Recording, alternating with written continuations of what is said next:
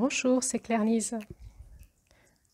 Allez, aujourd'hui, j'ai envie de vous parler dans ce bonus de revenir sur le couple et la sexualité. On avait vu dans ce podcast toute l'évolution, toute une évolution à la fois énergétique, à la fois de conscience, à la fois de maîtrise de son énergie entre le masculin et le féminin depuis notre conception jusqu'à à notre âge adulte. Et on avait vu en juillet, donc c'était la période, l'énergie du mois de juillet correspondait à la période du jeune adulte où il y avait cette rencontre entre les hommes et les femmes et le désir de créer une famille et d'avoir des enfants donc, mais aussi il y avait eu toute cette initiation sur la sexualité sacrée. On avait vu que l'évolution du couple, pour en arriver à l'énergie de juillet, devait passer par toutes les étapes. Février, pourquoi on s'est rencontrés, quel est notre destin ensemble, est-ce qu'il y en a un d'ailleurs, est-ce qu'on était fait pour se rencontrer ou pas. Ensuite, mars, donc dépasser les dualités qu'il y a entre nous et la sensation d'être séparés dans nos différences qui peut créer des batailles de territoire, des guerres, pour pouvoir repartir dans une compréhension de ce qui est juste pour tous. Avril, bien sûr, le couple, c'est la rencontre des blessures de l'âme et les effets miroirs sont puissants. Et du coup, il va falloir qu'on apprenne à guérir nos âmes grâce à notre rencontre.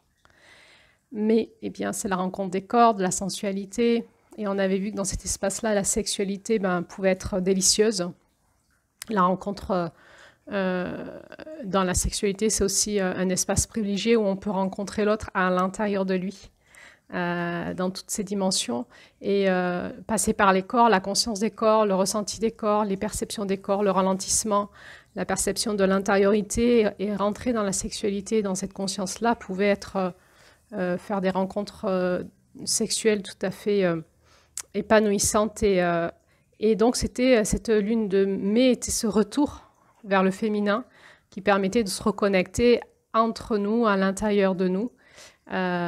C'est-à-dire avec notre esprit, notre âme. Février, mars, avril. Juin, la rencontre dans le couple, qui est aussi une rencontre de deux familles, de lignées ancestrales, on va dire même 4, père-mère, peut-être de cultures différentes, de familles différentes, et puis quelle est ma place, quelle est notre place en tant que couple dans nos familles respectives. Et j'en ai peut-être pas parlé, mais c'est quelque chose que on regarde en thérapie de couple. En fait, la cohésion, cohérence vibratoire et énergétique des ancêtres en lien avec ce couple. Est-ce que ce couple a une place dans les lignées ancestrales de chaque personne et quelle est la place de chacun dans leur famille respective? Et là aussi, on peut retrouver des forts combats spirituels entre les ancêtres et ce couple pour différentes raisons, qui peut amener une difficulté dans le couple, des crises de couple. Alors, c'est intéressant parce que l'énergie de juin nous permet, quand on la travaille en couple, de pacifier. En fait, certains couples font évoluer les lignes ancestrales par rapport à des règles de vie. Souvent, on rencontre les lois familiales. Par exemple, les catholiques n'ont pas le droit de se marier avec les protestants. Une blanche ne peut pas se marier avec un noir. Tout un tas de règles familiales. Quelqu'un qui est élevé au niveau sociétal ne peut pas se marier avec quelqu'un de plus pauvre, plus bas dans la hiérarchie sociétale, etc., etc. Donc, on va retrouver tout un tas de lois familiales et certains couples vont générer, par exemple aussi, une fille jeune ne peut pas se marier avec un homme qui a 20 ou 25 ans ou 30 ans de plus qu'elle, par exemple. Voilà. Donc, certains couples défient les lois familiales et il va y avoir du remue-ménage au niveau du transgénérationnel. Et ça va se ressentir aussi dans la vie pratique. Je veux dire, là, je parle des ancêtres, c'est-à-dire des personnes qui sont mortes, qui sont nos ancêtres. Donc, je parle bien de combats d'âme, de combats spirituels, d'emprise aussi spirituelle, d'emprise d'âme sur le couple. On va vraiment le retrouver dans les soins vibratoires. Ça peut se décoder très facilement, avec en tout cas la méthode que j'ai. Ça va se retrouver concrètement par rapport au conflit qu'il va y avoir avec les belles familles, etc.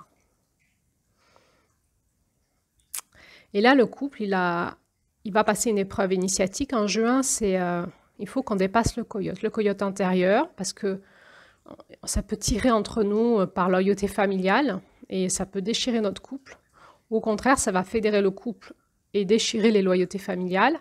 Et donc, il y a tout ce travail de lumière chez chacun en soi, pour aussi les enfants, puisque les enfants, la famille du père et de la mère sont leur ancêtre à eux. Donc, pour les enfants aussi, on a besoin de nous, parents, de dépasser ces espaces d'emprise pour retrouver finalement notre lumière intérieure en tant que compagnon, compagne mariée, femme, père et mère de ces enfants-là, et en tant qu'entité couple, face à notre famille, pour faire monter en puissance notre rencontre amoureuse au niveau vibratoire, au niveau dans la fréquence de l'amour, dans la fréquence du respect de la vie, et par ce travail-là, réinformer notre ADN et donc les lois familiales pour pouvoir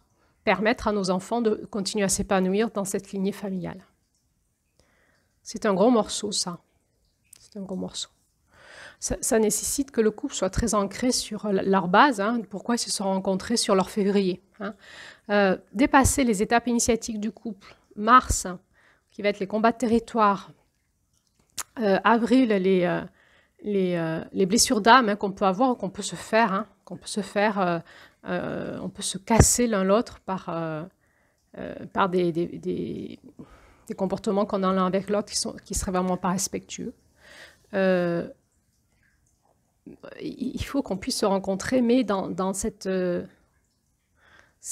délice des corps, des sens, que nos âmes soient heureux de se rencontrer, qu'on soit bien ensemble. Hein. Il y a cette bulle fusionnelle en mai qui doit se retrouver dans le couple pour pouvoir ensuite affronter ce juin. C'est vraiment se positionner face aux ancêtres, faire monter en fréquence vibratoire par notre amour, notre ADN, préserver notre famille et pouvoir réinformer toutes les fréquences de l'ADN, de nos lignées, pour réinformer les lois de vie. Il faut faire évoluer les lois de vie familiales, parce qu'on évolue dans la conscience du couple et on ne peut pas rester soumis à des lois ancestrales qui sont périmées, obsolètes ou toxiques. Et donc, tout ça fait qu'on arrive à ce juillet et à l'énergie de juillet. Donc, on avait vu que l'énergie de juillet, c'était vraiment l'accomplissement du couple, de cette rencontre amoureuse, des amants aussi, et d'une famille qui finalement est épanouie à ce niveau-là. Et donc, on est arrivé à cette notion du sacré dans le couple, la sexualité, la famille. Et on avait aussi un peu étudié en juillet comment notre société... aujourd'hui, le couple dans notre société était un espace complexe parce qu'on était confronté à une perte de repères dans notre société qui faisait qu'aujourd'hui, ça génère dans le couple des pertes de repères et des insécurités majeures. Dans le couple et aussi chez nos enfants. Donc on avait fini le mois de juillet là-dessus. Et donc nous sommes aujourd'hui en août. Et je vais revenir sur la notion du couple et la sexualité. Plusieurs choses à vous dire. Déjà, où en est le couple dans ce conte? Eh bien, ils ont fait un enfant ensemble, mais le papa est mort. Le papa est mort, pas de famine. Il est mort écrasé par une bête. Alors c'est Cerf Gris, le nom du papa. Cerf Gris, hein, ça nous parle de... Cerf, hein, c'est un peu le roi de la forêt. Hein. C'est le roi de la forêt. Il a été écrasé par un bœuf. La force, hein, le bœuf, c'est vraiment la force du masculin. Alors, l'étude de ces contes, elle est symbolique toujours, donc chacun va y mettre de son interprétation. Toujours, l'idée pour moi, c'est un peu de me caler sur mon cœur pour entendre l'enseignement que veut me dire mes profondeurs par rapport à ce conte. J'entends hein, dans cette... moi, ça m'interpelle. Dès que dans les contes comme ça, on peut avoir comme ça des infos qu'on peut prendre au premier degré en disant « la pauvre, elle a perdu... » C'est terrible parce qu'elle vit cette personne, elle a perdu son compagnon et ensuite elle a été recueillie par sa sœur, ils sont tous morts. elle se retrouve totalement seule. Ça, c'est terrible. Mais j'aime bien aussi m'arrêter sur les petits détails comme ça, de quoi ça nous parle. Pourquoi, de nouveau, on va retrouver dans ce conte que des femmes. Bon, d'abord, il n'y a que des femmes, et bon, ils sont peut-être pas tous morts, mais dans ce conte, il n'y a plus d'hommes, en fait. Hein. On est de nouveau que dans l'énergie du féminin. De quoi ça nous parle quand on a fini le conte de juillet avec l'étoile de l'amour, et pourquoi tout d'un coup on n'a pas la suite, pourquoi en août tout d'un coup on n'est pas de nouveau dans un couple hyper épanoui qui va plus loin ensemble.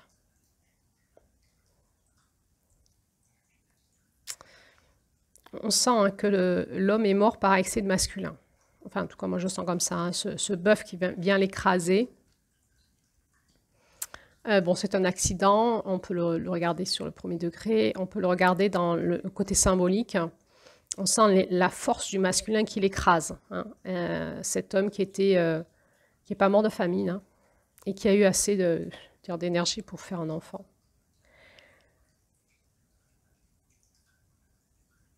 Et la femme va être dans un état de précarité extrême en perdant son compagnon.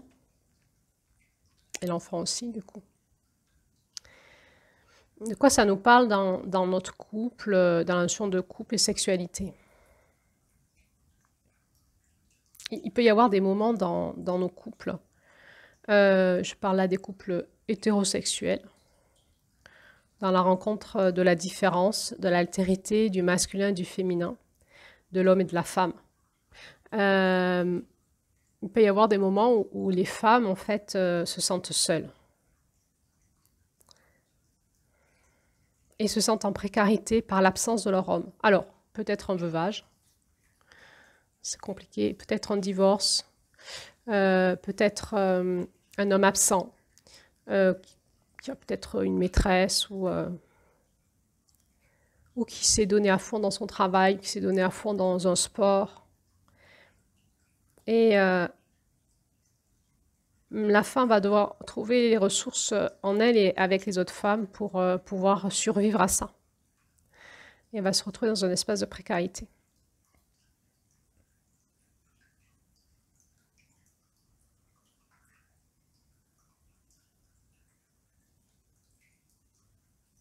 Dans ce mois d'août, on est face à la mort et à la vie.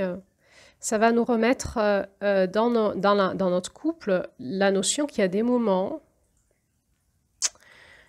où on peut se poser la question, on en est où, mort-vie ensemble? Est-ce qu'on génère plus de vie ou est-ce qu'on génère, c'est très mortifère?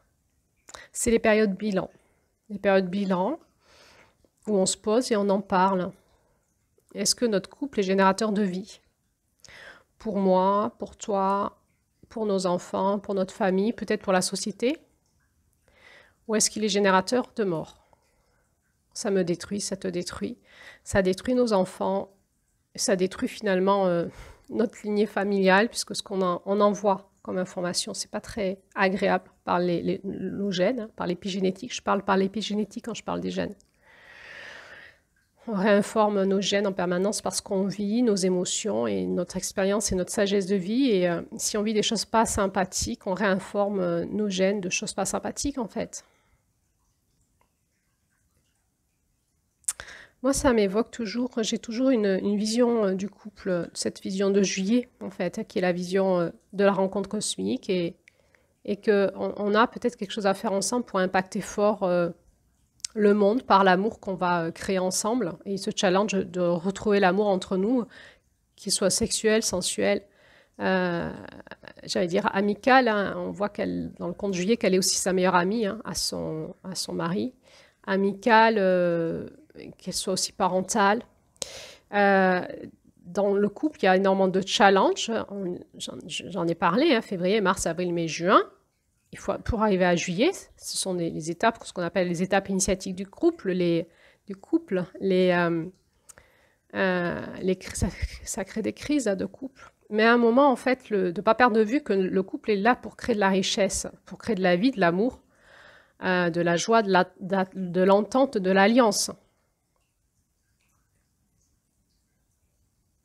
Et il faut qu'il y ait eu dans le couple cette rencontre dans l'énergie de mai, la rencontre des âmes, des cœurs, des corps, du sensible, de l'intériorité. Évidemment, pour arriver à un juillet, il faut que le couple ait dépassé sa porte de Mars, sa porte de l'Est, la capacité de chacun de se reconnecter à son centre et d'élargir l'espace de sa vision et d'écouter dans ses profondeurs ce que lui dit en fait son équipe cosmique, j'ai envie de dire, pour comprendre ce qu'il est en train de vivre avec cet homme ou cette femme. La capacité qu'a eu chacun d'aller rencontrer son âme et de pouvoir se guérir petit à petit. Donc, on voit qu'il y a vraiment des étapes. Il y a des couples qui en sont au mois de mars, il y a des couples qui en sont au mois d'avril, il y a des couples qui en sont au mois de mai, dans la redécouverte, il y a des couples qui en sont au mois de juin. Bon, donc pour arriver à juillet, cette notion qui m'inspire, moi, qui est la notion de juillet, hein, il y a vraiment ces étapes. C'est pas simple, mais en juillet, on est vraiment dans cette rencontre alchimique de l'amour, de la différence, du masculin, du féminin, des hommes et des femmes, de la sexualité. Et là, il y a encore tout un tas d'étapes initiatiques qui sont belles à passer et on est dans l'espace d'accomplissement du couple. Et cet espace-là, je pense, moi, que c'est celui que veut essayer de nous enseigner toutes les spiritualités. Donc ce côté sacré du couple, ce côté sacré du mariage. Et donc aussi les religions, qui peut-être le comprennent pas de manière sacrée, le comprennent de manière religieuse et donc légale. Et donc il y a une perte de sens qui crée une perte de sens chez les personnes qui adhèrent à ces religions, qui fait qu'à la fin on rejette la religion et tout ce qui va avec, mais on en rejette, c'est comme si on jetait le bébé avec l'eau du bain. On rejette aussi les principes fondamentaux spirituels qui ont été perdus, même par les enseignants religieux qui ne savent plus de quoi ils parlent, certains, et qui finalement peuvent tuer par des lois religieuses sans savoir de quoi ils parlent. Et donc ça fait une spiritualité dévoyée de fausse lumière qui fait qu'à la fin, le coyote a fait ce qu'il avait à faire, c'est-à-dire il a mangé tout le monde et on n'a plus du tout accès à l'aspect spirituel des choses et on est comme asséché, comme affamé, comme zombie. C'est-à-dire si on ne nourrit pas dans nos couples la notion spirituelle du couple, quel est le sens d'être ensemble, à part si c'est pour les impôts ou pour le côté financier. Enfin, on retourne dans toutes les blessures de la porte de l'Est et du Sud, qui sont les blessures relationnelles, le vampirisme, l'emprise, la manipulation, les jeux de rôle relationnels, etc. etc. Donc ça, c'est pas intéressant dans un couple. C'est ce qui fait qu'on ne croit plus au couple. Donc pour arriver à la notion de juillet dans le couple, il faut avoir dépassé tout ça et avoir retrouvé une connexion spirituelle et du sens à être ensemble au niveau spirituel. Et donc c'est là où moi je suis inspirée sur la notion des fiançailles que je vous avais parlé en juillet, de prendre le temps de se rencontrer, de se découvrir avant de passer donc ce temps de respect, avant de se connaître, avant de passer à pouvoir se faire confiance et ensuite passer au mariage qui nous fera aller dans l'intimité, toujours plus loin dans l'intimité, parce qu'on aura appris le respect et la confiance. Alors, dans certaines religions, je pense aux religions chrétiennes, il y a la notion que quand on se marie, c'est devant Dieu et c'est jusqu'à que la mort nous sépare. Et donc, il y a la notion que le divorce est péché, qu'on ne peut pas se séparer et qu'une fois qu'on est marié, c'est pour la vie, quoi. Avec cette notion, est-ce que souvent en plus c'est des communautés qui se marient plutôt assez tôt parce que la relation sexuelle avant le mariage est interdite et donc quand on est jeunes ados, quand on tombe amoureux, on a à peine le droit de flirter et quand on a 18, 19, 20 ans, on n'a qu'une envie, c'est de se marier pour passer à la suite. Et là, on te dit, c'est pour la vie, quoi. Tu n'as plus le droit de divorcer, sinon c'est mal. Tu vas être rejeté par ta famille. Si tu divorces, tu vas être condamné. En plus, avec un discours qui est assez patriarcal, avec le regard, l'analyse, les interprétations de toutes les épîtres de Paul, où il y a quand même, on dit que le chef de famille, c'est l'homme, et la femme doit être soumise à l'homme, en fait. Et donc s'ensuit tout un schéma de couple tout à fait toxique, dominateur, despotique parfois.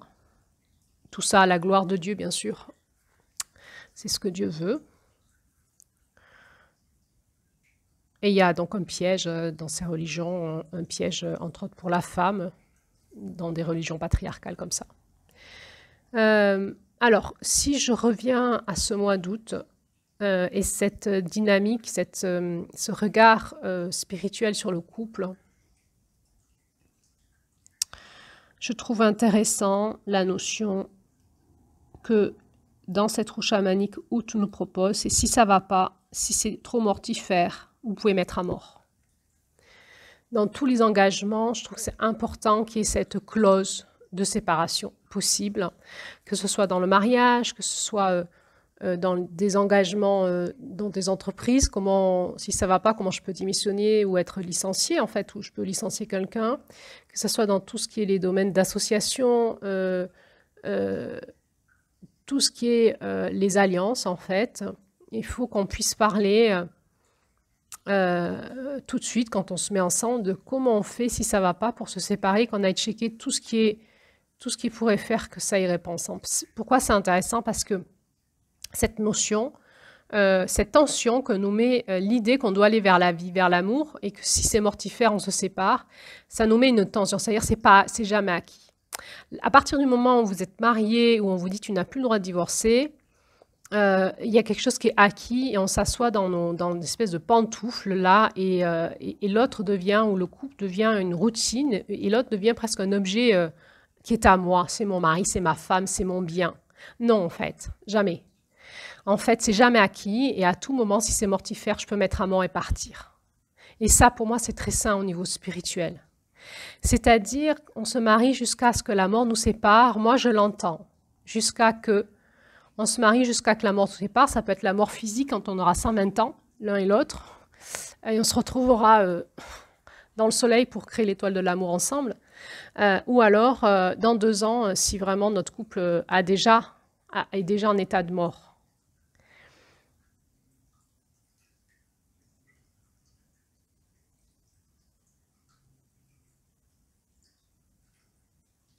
Alors, bien sûr, ça nous remet face à la vérité. Hein. C'est-à-dire, quand je demande le divorce, est-ce que c'est parce que mon couple était en état de mort?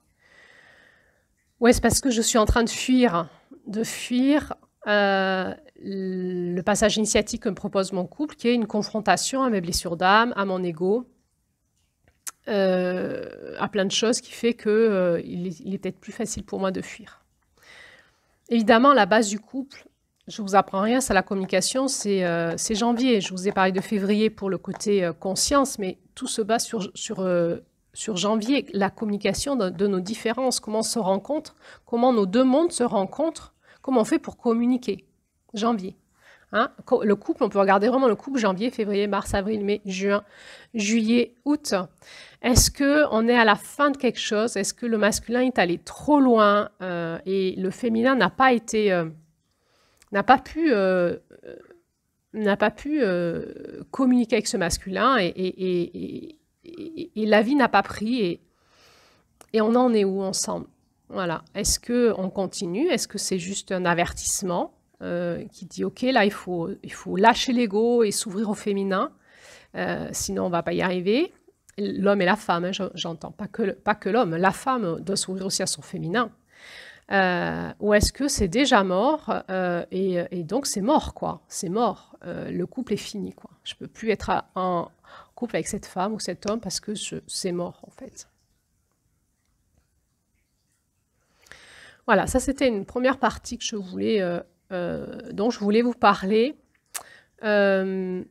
Alors peut-être que pour beaucoup d'entre vous, ça vous parlera plus parce que vous n'êtes pas liés à des groupes religieux et du coup, vous n'êtes même pas mariés, vous pouvez vous séparer quand vous voulez. C'est un peu l'inverse, c'est-à-dire que vous ne tenez pas les portes initiatiques, vous séparez trop vite, vous êtes dans la fuite permanente de la peur, justement de la peur de la séparation qui fait que vous séparez peut-être rapidement ou que vous n'avez plus l'intelligence de l'amour et des étapes initiatiques qu'il faut passer pour pouvoir se rencontrer dans cette de cœur à cœur et d'âme à âme et de corps à corps. Donc cette intelligence perdue de l'amour fait que vous vous séparez rapidement. Et là, on en est tout simplement au mois de mars. Vous n'avez pas passé votre perte de l'Est dans la notion du couple. C'est OK, c'est une initiation à retrouver. Et peut-être que ce que je raconte sur l'énergie d'août ne vous parle pas. Là, je parle vraiment des personnes qui... il y en a, ça peut être dans d'autres religions que les religions chrétiennes, dans d'autres spiritualités, où la notion spirituelle du couple semble importante de base, même si elle n'est pas comprise, elle devient légale en fait. Elle devient le monde de la croyance.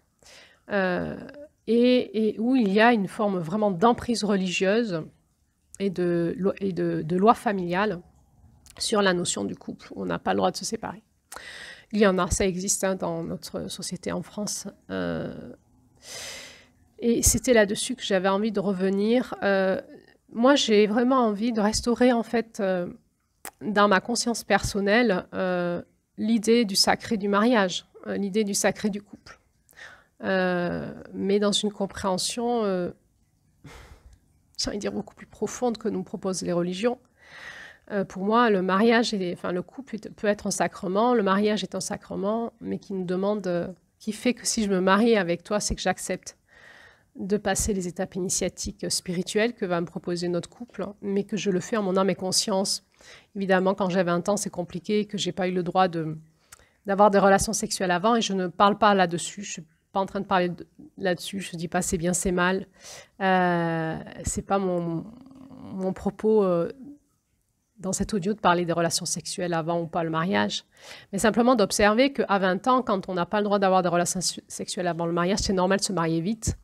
Et qu'ensuite, eh bien, on peut être piégé, tout simplement par le fait que nos anciens ne nous avaient pas expliqué l'aspect initiatique du couple. Et quand on le vit, alors quand on est dans la période amoureuse, et qu'on nous dit, tu sais, le couple, machin, oui, très bien, on est amoureux, on s'en fout. Et quand arrivent les vrais problèmes de vie, les vraies difficultés dans le couple, ben, on a oublié tout ce qu'on nous a dit le jour de notre mariage ou les sessions de préparation au mariage. Et là, on est dans la vraie vie et comme tout le monde, on va en baver. Donc pour moi, le mariage, c'est vraiment là que c'est pas une fête comme ça sociale, c'est pas pour les cadeaux, c'est pas pour les impôts, je sais pas, c'est pas pourquoi, mais c'est vraiment pour moi un engagement spirituel avec mon amoureux, mon amoureuse, en disant ok, en mon âme et conscience, en écoutant mon cœur et mes profondeurs, je veux faire ce chemin avec toi, d'initiation spirituelle, jusqu'à que l'amour nous sépare. C'est-à-dire, si un jour on n'y arrive plus, si vraiment on n'y arrive plus, que c'est mortifère, on se séparera.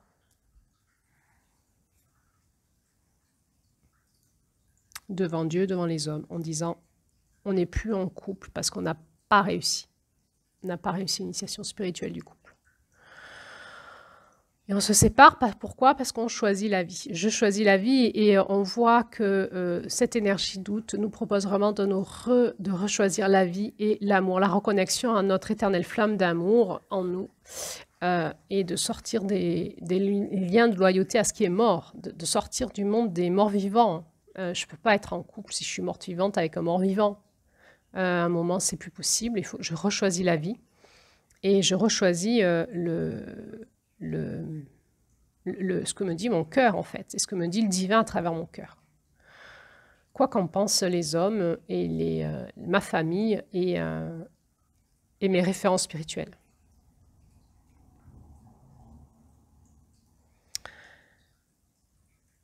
Je voudrais parler d'un autre aspect dans le couple qui est l'aspect de la sexualité et aussi de la place du féminin.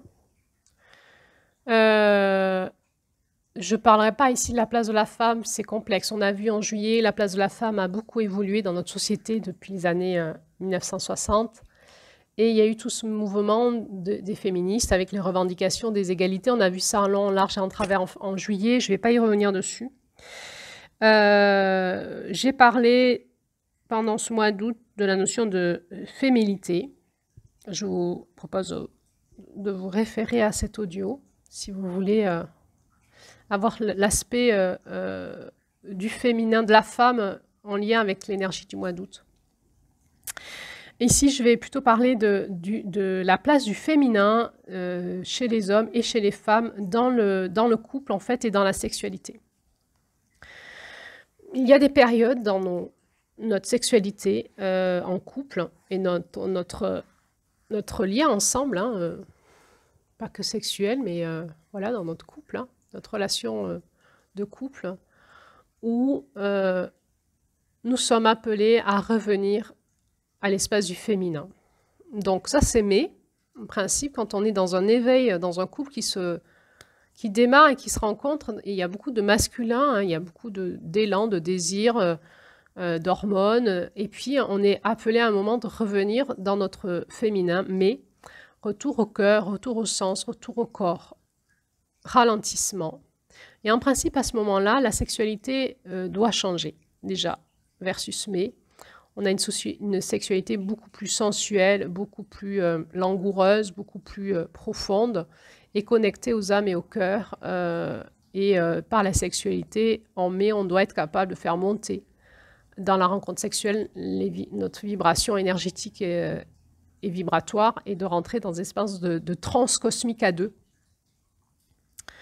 Bon, si ça a été loupé, ben, on va se retrouver dans un couple qui va être boiteux, avec trop de masculin dans la sexualité, pas assez d'écoute intérieure, de ralentissement, trop de vitesse, trop de rapidité, des femmes qui s'adaptent aux hommes pour pas les perdre. Et on va se retrouver dans l'énergie de juin, le coyote, l'emprise, la manipulation, l'auto-emprise, hein, des femmes qui s'auto-abusent, qui s'auto-emprisent par peur de perdre leur compagnon. Compliqué juin pour tout le monde, avant d'arriver à notre juillet. Et il y a des moments où en fait on est invité vraiment à mettre à mort, vraiment à mettre à mort notre façon de fonctionner ensemble. Août, c'est ok, bon, on s'est tout décalé, on est tout boiteux. On arrive en août, on dit c'est mort. En fait, chérie, on fait le point. Moi, je dis ça va pas. En fait, on n'y arrive pas. Notre façon de fonctionner ne fonctionne pas. Il faut qu'on lâche prise. Il faut qu'on remette tout à zéro. C'est là où la guérisseuse va s'inviter. Cette lune du féminin, qu'on va écouter et dire ok, on a fait tout ce qu'on a pu, on a fait thérapie de couple, on a fait du tantra, on a fait tout ce qu'il fallait, tout ce qui nous appelait. On a peut-être fait des séminaires ensemble spirituels, je ne sais pas quoi. Et il y a un truc qui fonctionne toujours pas entre nous, qui est mortifère en fait. Et c'est le moment du grand... de la mise à la croix, hein, c'est le moment où l'énergie christique peut venir nous visiter, autrement dit. C'est le moment où on peut juste finalement mettre le genou à terre, le repos du guerrier, dire on n'y arrive pas, on a besoin d'aide. Le référent de l'amour, il est où le référent de l'amour? Coucou, dans le cosmos, j'ai besoin de toi, on n'y arrive pas, on a fait tout ce qu'il fallait, on n'y arrive pas. S'en remettre, voilà, mettre à mort, dire ok, on est à la fin de quelque chose, ça fonctionne pas, ben on met à mort. On met à mort notre couple. Et on regarde si un nouveau couple ressurgit de ça ou pas, ou s'il est mort. Et c'est très intéressant de faire des rituels morts et nouveaux couples dans les thérapies de couple. À un moment, de faire comprendre au couple que bon, voilà, ça fait 6 mois qu'on fait une thérapie de couple, ça n'avance pas, ils redisent toujours la même chose, ils tournent en rond, ben ce couple est foutu, il est mort. Il n'y a rien. On a beau essayer des techniques, des machins, de parler, ça bouge pas en fait, c'est mort. Voilà. Est-ce que vous êtes ok pour mettre à mort votre couple? On ne va pas avancer. Et éventuellement, vous ouvrir à un nouveau couple. Donc, eh bien, les rituels sont ceux que je vous ai proposés lors de ce mois d'août. Hein. On fait des rituels de mise à mort de notre couple. Donc, on se met ensemble et on regarde tout ce qu'on lâche, en fait, tout ce qu'on met à mort, tout ce qu'on veut plus. Tout ce qu'on veut plus, tout ce à quoi je ne dirai plus jamais oui dans mon couple. Je ne je ne m'adapterai plus, c'est fini, ça m'a amené à la mort. Ça m'a pas nourri, ça n'a pas nourri l'amour, la vie en nous, notre couple parental, ça n'a pas nourri nos enfants, ça n'a pas nourri notre sexualité, notre rencontre amoureuse, nos cœurs. Enfin, il y a plein de choses à laquelle j'ai dit oui jusqu'à présent dans l'espoir de changement, de patience. Mais là, en fait, c'est plus possible. Je peux plus dire oui à ça, c'est fini. Ça sera non, en fait. Et puis, tous les espaces de moi qui s'accrochent encore dans un ego, dans des blessures, dans un dysfonctionnement que je vois qui tourne en boucle, je le lâche. Je ne veux plus utiliser ça pour nourrir un nouveau couple, en fait. Donc, il y a une mise à mort. On peut même faire des rituels d'enterrement ensemble de notre couple. Et on peut laisser ressurgir le nouveau couple, se baser sur la renaissance et voir sur qu'est-ce qui a été encore vivant en nous. Est-ce qu'il y a un petit truc sur lequel la résurgence peut se faire? Est-ce qu'il y a quand même un petit truc qui tient entre nous? Plus du tout. Avec cette décision, on reste ensemble, on se quitte à un moment. Hein, mais c'est vraiment le rituel d'août qui va se faire dans des rituels sacrés du féminin, où on va aller dans nos profondeurs, on va aller voir avec la guérisseuse qu'est-ce qui est réparable et qu'est-ce qui ne l'est pas, qu'est-ce qu'il faut laisser mourir, et où est la force de vie du couple. Est-ce qu'il y a encore une étincelle de vie, d'amour dans ce couple ou plus du tout? Et si oui, il faut la trouver, sinon le couple est fini. C'est maintenant, quoi. C'est pas... à condition que, machin. Non, c'est maintenant. C'est soit vous trouvez l'étincelle de vie, d'amour entre vous dans votre couple, maintenant, et vous vous renaissez à vous-même, soit c'est fini, en fait.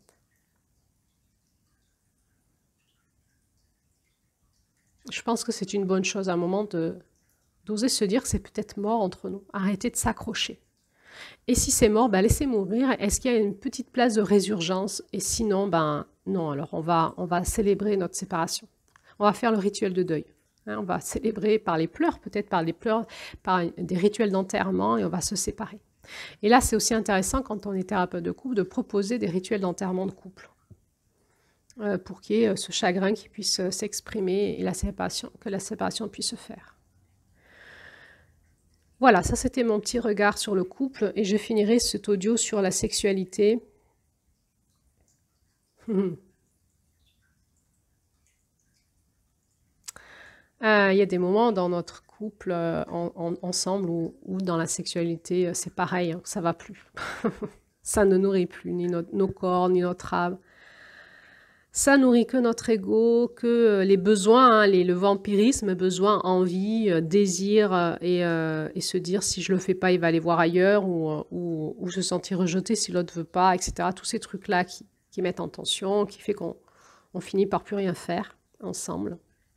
Et c'est une bonne chose, des fois, de plus rien faire, parce que quand la rencontre sexuelle est mortifère, pourquoi l'alimenter, en fait? Laisser mourir notre rencontre sexuelle peut être une bonne chose.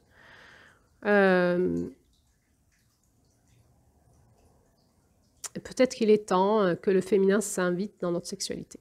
Peut-être que c'est ce que ça veut dire. Il y a eu un excès masculin par ignorance, par manque de guide initiatique, hein, une société qui ne va pas du tout nous amener dans cet éveil sexuel.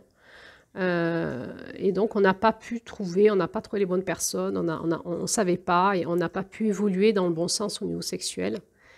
Et notre façon de rentrer en lien sexuellement nourrit plus personne, quoi. C'est la grande famine entre nous, hein. Donc c'est mort. Notre sexualité est morte. Ça ne veut pas dire que notre couple est mort, hein. Ça veut dire que l'espace de rencontre sexuelle entre nous est morte. Et pareil, est-ce qu'il y a un espace de résurgence qui va pouvoir se créer entre nous? C'est là où on va rentrer dans l'écoute du féminin. Il y a le féminin qui appelle souvent, qui dit coucou. C'est moi en fait, hein. C'est moi qui mets à mort là, c'est fini. Alors ça peut venir des femmes qui disent « moi je veux plus de cette sexualité-là ». Ça peut venir du féminin du couple, hein, des femmes et de l'homme, de la femme et de l'homme. En tout cas, le féminin dit « coucou, c'est moi qui mets à mort, j'en ai plus envie, il y a un excès de masculin, j'ai plus envie de ce que tu me proposes en tant que masculin ». Qu'on se propose ensemble dans notre masculin. Et il faut revenir au féminin. Il faut revenir au féminin, donc première énergie du féminin, mise à mort, constat, deuil, se reconnecter à notre cœur, à notre force de vie, pour recréer une nouvelle forme de sexualité. et on va être appelé à rentrer plus dans une sexualité féminine. On en avait déjà parlé en juillet, hein, les différents types de rencontres sexuelles qu'on pouvait avoir dans la sexualité sacrée, dont ce que j'avais nommé, ce qu'on nomme dans le tantra l'orgasme de la vallée, où on va dans le ralentissement et dans le rien faire, dans le lâcher prise qui nous amène dans des profondeurs qui nous fait reconnecter à la mère divine, au féminin sacré en chacun de nous et qui nous fait rentrer dans des orgasmes du féminin incroyables et très profonds. Mais c'est pareil, c'est des plongées sous-marines à faire ensemble et si on ne le fait pas, on ne le rencontrera jamais, mais on peut le faire ensemble. On peut le faire ensemble, c'est possible à tous les couples, simplement il faut vraiment, vraiment s'ouvrir son féminin et ça va demander, entre autres pour l'homme, une mise à mort de son masculin qui est conditionné, un masculin très conditionné dans des conditionnements sexuels, des programmes sexuels, hormones. Donc c'est quoi un programme sexuel? C'est un programme de pensée, de fantasme, neurologique, hormonal, de gestes, de comportements, de désirs toujours les mêmes. Hein. Quand j'aime les hamburgers, j'en veux encore un, j'en veux encore deux. Tous les jours, je veux un hamburger. Et donc, on est vraiment dans du conditionnement de plaisir. En fait, quand j'aime quelque chose, je le veux toujours. Hein. J'aime le bonbon à la fraise. Je vais toujours acheter plein de bonbons à la fraise pour en avoir un stock à la maison. Parce que si j'ai envie d'un bonbon à la fraise, je veux pouvoir manger mon bonbon à la fraise. Et dans la sexualité, ça va être pareil. J'aime ça et je le veux encore et encore et encore et encore. Et je vais demander à l'autre de me le donner ou je vais le lui faire. Et toujours la même chose. Et donc, il y a un conditionnement et c'est très difficile parce que ce masculin conditionné, qui soit chez les hommes, c'est très fort parce qu'ils ont de la testostérone, ils ont leur gène X, Y, pardon, et leur fonctionnement neurologique qui est plus fort là-dessus que celui des femmes, que le conditionnement des femmes. Et les femmes, nous sommes aussi conditionnées avec notre masculin dans notre sexualité. Il va falloir se déconditionner. Il va falloir mettre à mort ces conditionnements sexuels. Tous ces fantasmes, tous ces désirs, cette façon de fonctionner en boucle toujours de la même façon, ces croyances, ces fonctionnements de comportement, de conditionnement de libido, et se dire on ne se rencontrera plus jamais comme ça, c'est mort en fait, ça ne nous intéresse plus, en tout cas ça n'intéresse plus notre couple. Ça intéresse peut-être celui qui est un peu en addiction dans ce truc-là. Mais l'autre en face, elle en a marre, ou il en a marre, si c'est une femme qui est dans l'addiction, de toujours aller dans cette même forme de sexualité parce que ça ne nourrit plus personne, en fait. C'est mortifère. Et donc, il va y avoir cette période de famine où on va mettre à mort nos fonctionnements sexuels et on sait qu'on va se rencontrer d'une autre façon, mais on ne sait pas comment, avec beaucoup plus de féminin. Et ça va être vraiment par les coups du cœur et de la rage de vivre, de la rage de se retrouver, qu'il va y avoir une possibilité pour le couple. Ça demande d'être accompagné souvent. Et la personne qui va se déconditionner le plus, hein, c'est le couple qui se déconditionne en général, mais il y a peut-être une personne qui est plus conditionnée que l'autre, et souvent ce sont les hommes. C'est compliqué pour cette personne-là, elle est particulièrement précaire en vulnérabilité et c'est elle qui va mourir, hein, c'est elle qui va amorcer le processus de mise à mort d'elle-même, de son ego, de sa structure, sa façon dont elle fonctionne pour aller dans un renouveau. Donc elle va faire le passage dans le vide, dans l'anéantissement et de se dire alors si j'ai plus ce genre de sexualité, je ne l'aurai plus jamais. Alors c'est à ce moment-là où cette personne a plutôt envie de quitter son couple et de retrouver ce même genre de sexualité avec une autre personne. Faire le pas de dire ok, je mets à mort mon fonctionnement sexuel et puis on repart ensemble, on voit ce que ça donne, c'est vraiment une preuve d'amour très forte et la personne qui va se déconditionner, c'est la personne la plus vulnérable à ce moment-là. Avec peut-être la femme dans le couple, si c'est elle qui est moins en difficulté, qui a dit non et qui a mis à mort, qui va être dans ce travail d'amener la renaissance, donc quelque part de guider son compagnon vers ce que son cœur lui dit en tant que femme et guider son compagnon vers une sexualité aussi où il y a du féminin, où le féminin est pris en compte. Je finirai cet audio par parler de quelque chose qui est aussi très en lien avec l'énergie du mois d'août, qui est la sexualité après qu'une femme ait accouché. Et oui, parce que ça peut faire partie de l'énergie douce d'un couple, hein, la période où le couple devient parent, donc le couple se transforme. Et c'est là où ça peut être compliqué. Ça peut être compliqué parce qu'il y a une... Alors des fois, non, c'est fédérateur, mais des fois, c'est vraiment compliqué parce que la relation du couple change. Ils sont plus que amants, ils ne sont plus qu'amoureux ou qu'amants, mais ils sont aussi parents. Et donc, il va falloir faire de la place à ses enfants. Et qu'est-ce que c'est qui devient un peu compliqué? C'est la place de la mère. La femme, souvent, le père aussi. On peut faire une analyse, ça, on peut y passer des heures, hein, des jours, faire des séminaires là-dessus. Donc, c'est très raccourci ce que je vous raconte. Mais souvent, ce qui se passe, c'est que la mère va changer. Pourquoi? Parce qu'elle a porté l'enfant dans son ventre. Et donc, dans le couple, il y avait le couple, donc la rencontre avec son compagnon et le rapport à son enfant qui grandit dans son ventre. Donc, il y a déjà une tierce personne qui est là. Or, le papa, cette tierce personne est à l'extérieur de lui. Ce n'est pas lui qui le vit. Et la maman, elle est enceinte et elle va vivre une transformation de son corps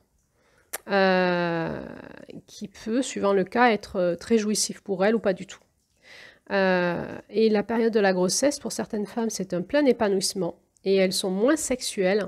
Elles sont plus... elles rentrent dans la dimension d'être mère. Et pour l'homme, lui, il se sent un peu mis à part parce qu'elle s'épanouit dans sa maternité et lui, il est à côté, quoi. Il y a un changement et il ne sait pas trouver sa place. Il se sent même mis à l'écart. Et c'est vrai que c'est à ce moment-là que parfois certains hommes vont prendre des maîtresses quand leur femme est enceinte parce qu'ils n'arrivent pas à tenir cette blessure que va générer cette sensation d'être mise à part chez l'homme. Quand la femme s'épanouit dans sa grossesse, il peut y avoir des relations sexuelles épanouissantes dans la grossesse, mais souvent le corps de la femme change, les besoins aussi, les hormones aussi, et donc il y a quelque chose qui va changer, et ça demande d'accepter ce changement et d'être au service. Là, on est vraiment dans la notion que le masculin, et là, en l'occurrence l'homme, se met au service du vulnérable, de la femme et de l'enfant, et va suivre l'évolution de sa femme et va se mettre à son service, que ce soit au niveau sexuel, que ce soit au niveau de plein d'espace en fait.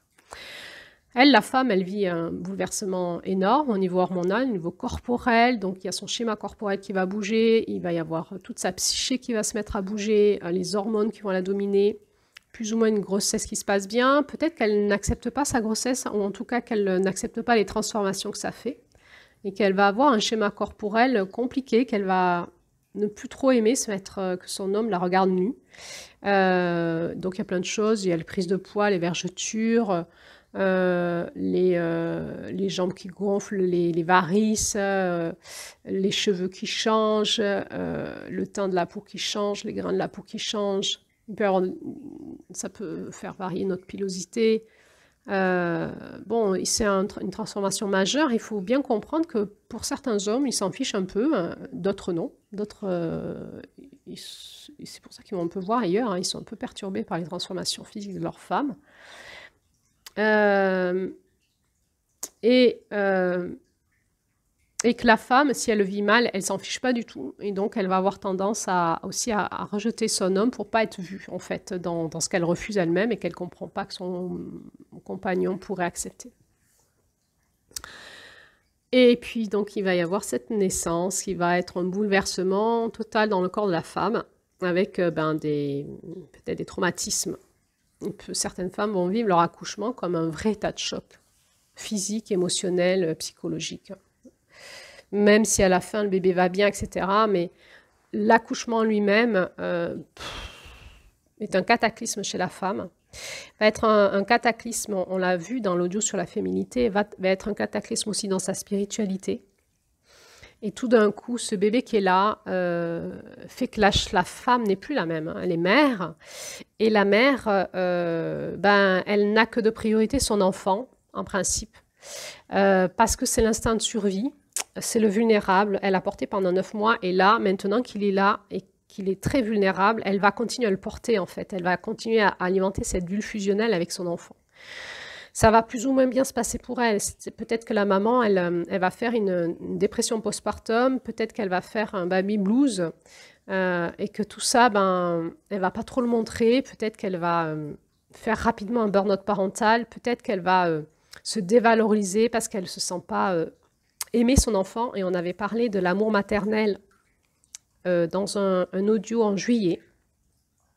Et donc, à ce moment-là, qu'elle aime ou pas son enfant, c'est-à-dire en termes de relation de cœur, elle est en fusion avec son enfant énergétique et vibratoire jusqu'à l'âge de 3 ans. Il faut savoir que la fusion énergétique et vibratoire, la bulle fusionnelle, est là jusqu'à l'âge de 3 ans, où la mère, en fait, l'enfant est comme un parasite de la mère, il est dans le bain énergétique et vibratoire de la mère, il la vampirise, mais de manière positive, c'est comme ça que la vie a prévu pour que les enfants se déploient.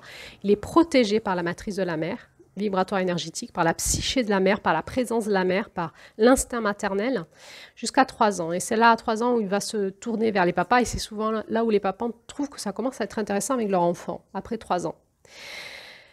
Les mamans, elles sont fatiguées. Les mamans, elles sont fatiguées, elles allaitent ou pas, elles donnent leur sein, leur énergie ou pas, elles ont mal à leur corps, elles donnent de leur nuit et de leur présence, de leurs soucis, de leur stress, et elles sont plus ou moins dans la culpabilité de bien le vivre ou mal le vivre, plus ou moins dépressives sans trop le dire, sans savoir que ça peut être normal.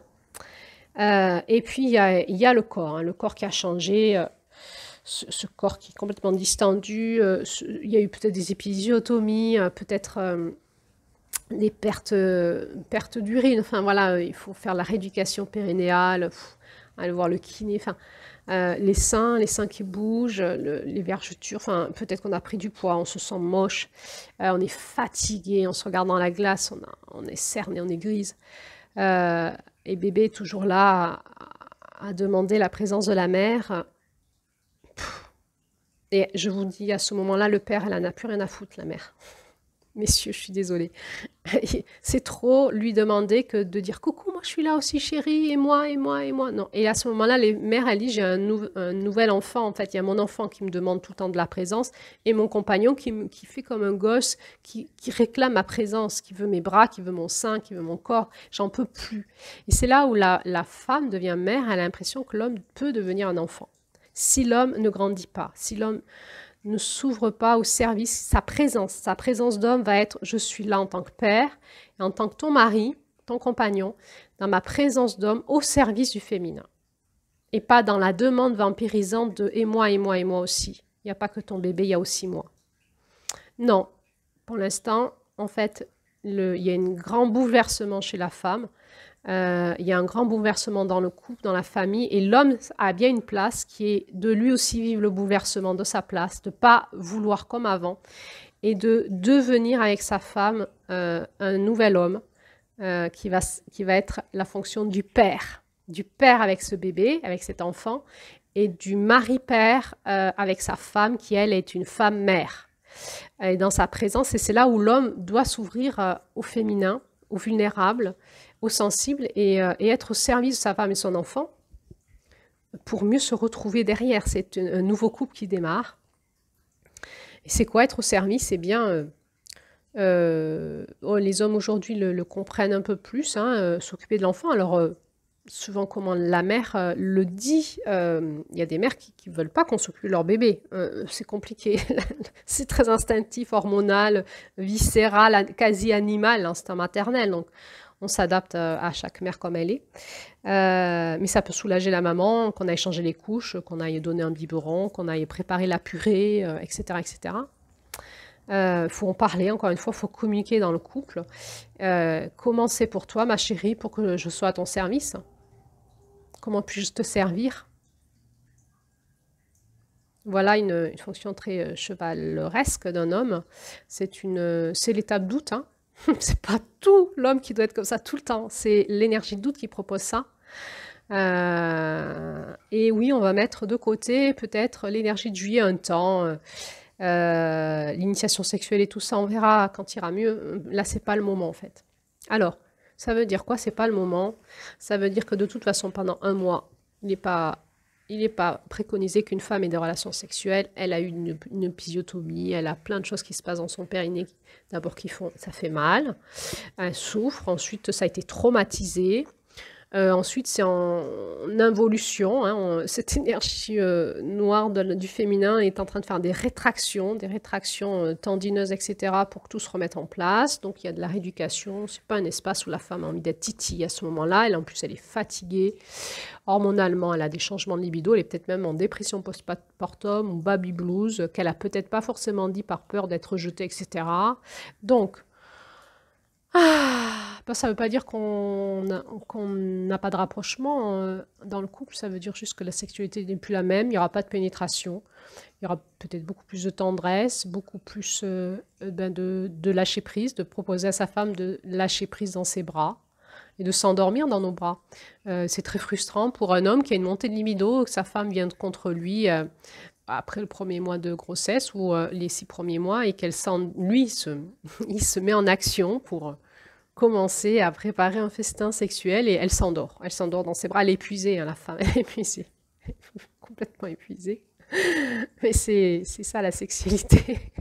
La sexualité après un accouchement, c'est de pouvoir permettre à sa femme de dormir dans ses bras et d'ouvrir son cœur à ça, hein, le vulnérable sensible, et de pouvoir dans son champ énergétique, dans son champ d'amour, de proposer à sa femme une présence amoureuse où elle peut se ressourcer dans cette matrice de ce féminin de cet homme. Ce féminin qui devient une matrice, ses bras qui va l'entourer, qui vont chercher rien d'autre que de la remettre elle-même en matrice et de la protéger, de lui dire tu peux t'endormir dans mes bras. Et je vais ralentir mon masculin et je vais retourner dans mon féminin pour que tu puisses te ressourcer en mon sein.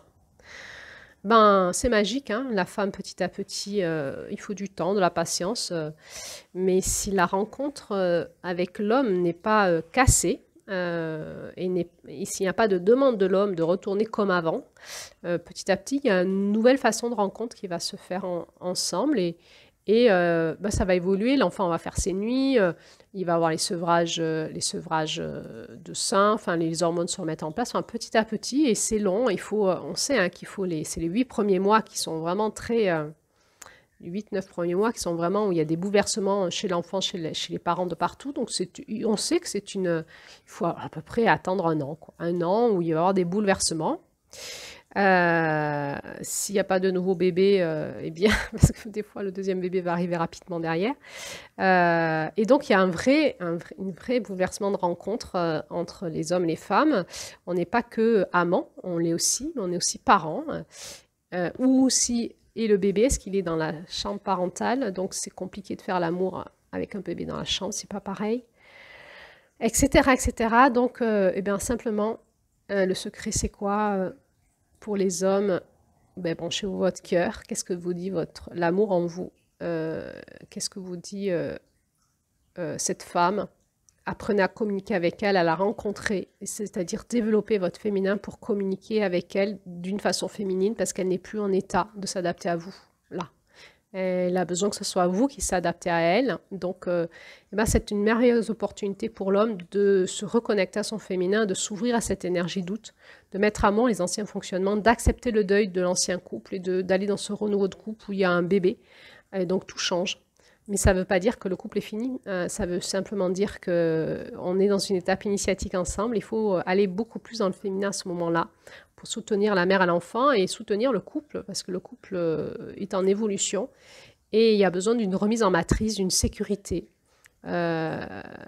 totale aux vulnérables, d'un respect total et de lâcher tout ce qui est vampirisant, parce que la mère ne peut pas.